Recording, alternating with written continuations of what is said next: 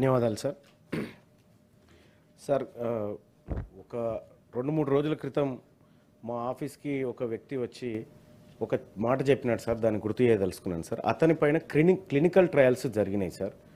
అతనికి కనీసం అవగాహన లేనటువంటి ఒక అబ్బాయికి క్లినికల్ ట్రయల్స్ జరిగితే అతని అవయవాలన్నీ దాదాపుగా పాడైపోయినటువంటి పరిస్థితి సార్.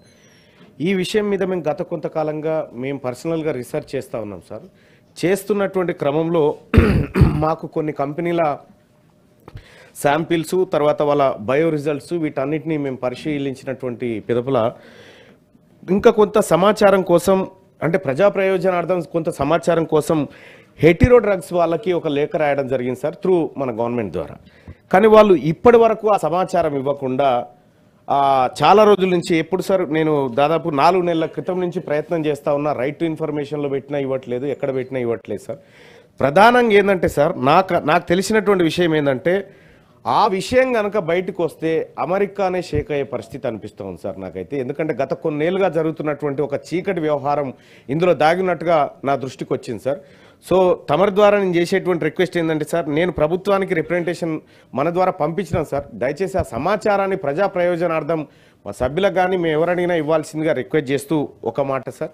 ఇంకొక చిన్న మాట ఏంటంటే సార్, చాలామంది ఈ సభ దిక్కు చూస్తూ ఉన్నారు సార్. ఎందుకంటే ఇక్కడ జరుగుతున్నటువంటి చర్చ తెలంగాణ ప్రజలకు నిజంగా ఇక్కడ మా చర్చ జరుగుతూ ఉంది, ఇక్కడ మంచి వాతావరణంలో అనేటువంటి ఒక ఆశ కలుగుతూ వాళ్ళు చాలామంది కూడా వాళ్ళ ఇష్యూస్ షేర్ చేస్తూ ఉన్నారు సార్. అయితే సార్ ఇక్కడ నిమ్స్లో 60-70% ఇప్పటికి కూడా ఆంధ్ర ఎంప్లాయీస్ని వేరే రకంగా రిక్రూట్ చేసుకుంటూ ఉన్నారు. లోకల్ వాళ్ళకి నష్టం జరుగుతుంది అనేటువంటి మాట ఇక్కడ నిరుద్యోగులు చెప్తున్నటువంటి మాట సార్.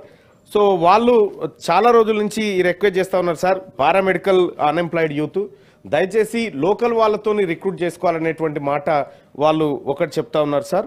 ఇక ఇంకొక విషయంలో sir, government junior college and degree కాలేజ్లో rule 10A Act of 1994 and issued GO Void number GOMS number 16. Accordingly, writ petition was filed so and so sir.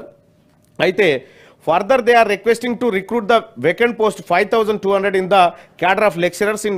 అయితే మనం ప్రైవేట్ లెక్చరర్లను రెగ్యులరైజ్ చేసుకున్నాం సార్ హైకోర్టు ఆర్డర్ ద్వారా. అయితే వాళ్ళు ఏమంటున్నారంటే sir, so దాంట్లో కరెక్ట్గా జరగలేదు, మిగతా వాళ్ళకి అన్యాయం జరిగింది అనేటువంటి మాట చెప్తా ఉన్నారు సార్. గౌరవ న్యాయస్థానం దృష్టిలో ఉంది కాబట్టి అది దాని గురించి నేను సభ దృష్టికి సూచాయగా తీసుకొస్తున్నటువంటి మాట సార్. ఇంకొక చిన్న సార్, ఇన్ని ఉండవు స్పెషల్ మెన్షన్స్ అంటే ఒకటే ఉంటుంది, ఇక మళ్ళీ అవకాశం లేదు సార్. మళ్ళీ సభ వస్తుంది. ఈ సభ మంచిగా జరగాలని కోరుకుంటున్నా సార్. మీరు అందరు బాగుండాలి సార్.